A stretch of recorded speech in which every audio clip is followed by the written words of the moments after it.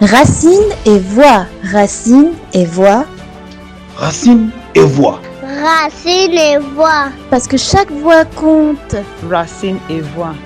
Nous comptons et nos voix aussi. Racine et voix. Racine et voix. Une voix, une identité, une authenticité. Racine et voix. Racine et voix. Des racines profondes, des voix fortes.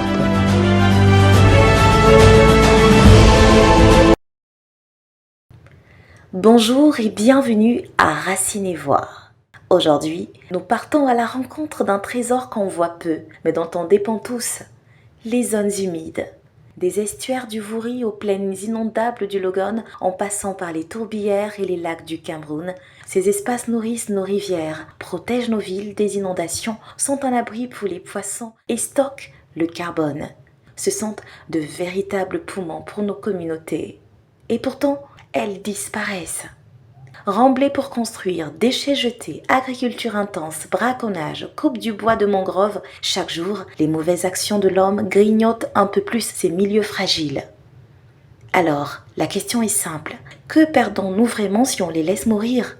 Et surtout, que pouvons-nous faire pour les sauver?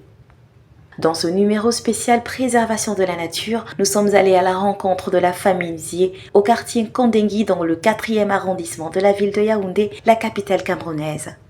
Ici, 3 générations ont vu l'évolution drastique du lac qui jadis leur assurait la subsistance. Outre les experts et acteurs institutionnels, ce numéro donne également la parole aux soldats de la lutte pour la préservation de cet écosystème, ainsi qu'aux héros du recyclage qui redonnent une nouvelle vie aux déchets plastiques, ennemis jurés des zones humides.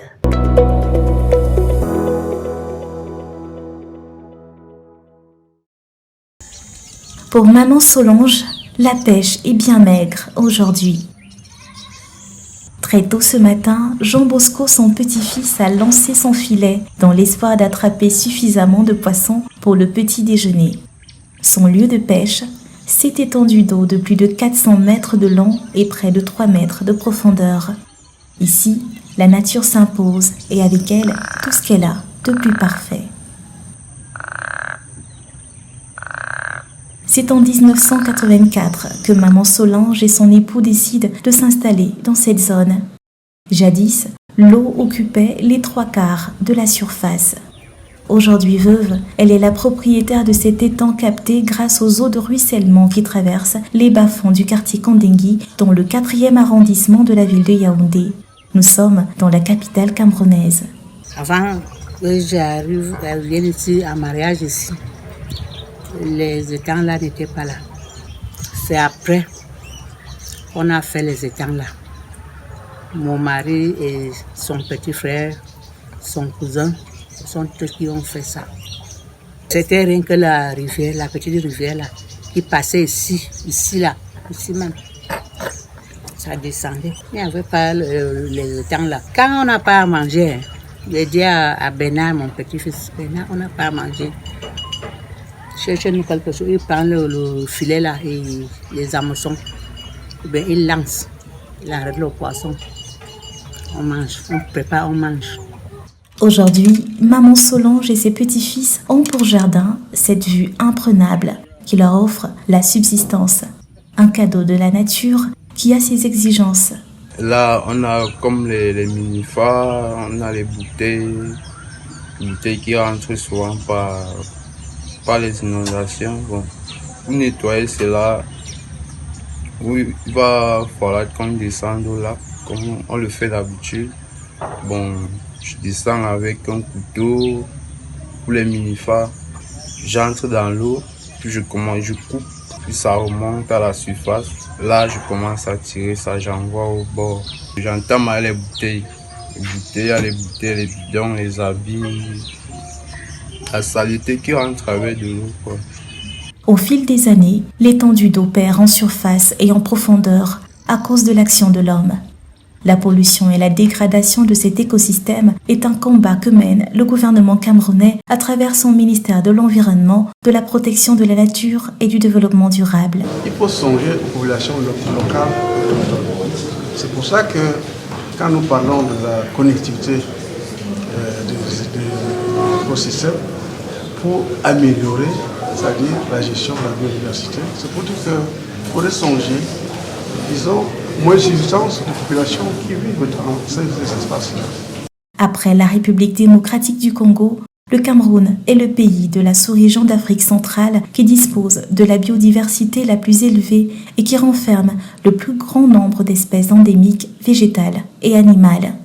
Le pays a signé depuis le 20 juillet 2006 la Convention de Ramsar pour la protection de ces 70% de zones humides menacées au quotidien.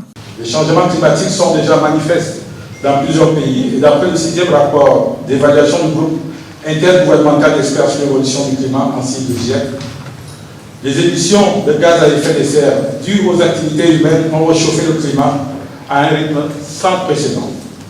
La température de la surface du globe s'est élevée de 1,1 degré Celsius par rapport à la période pré-industrielle. Et ce rapport indique que, quels que soient les scénarios d'émission, le réchauffement de la planète atteindra 1,5 degré dès le début des années 2030. Selon le rapport de l'ONU, plus d'un quart des espèces de zones humides sont en danger d'extinction et moins de 20% des zones humides mondiales sont protégées.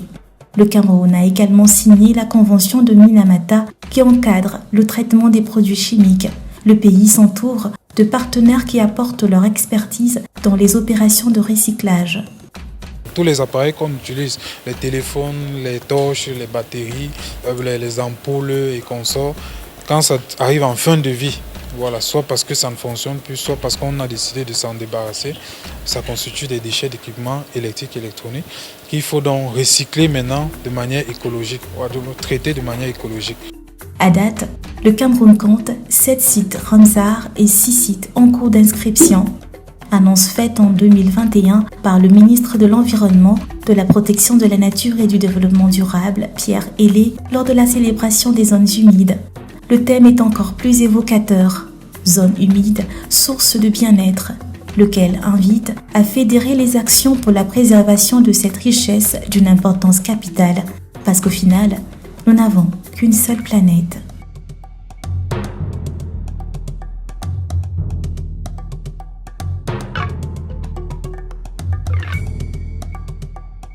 C'est la fin de cet épisode.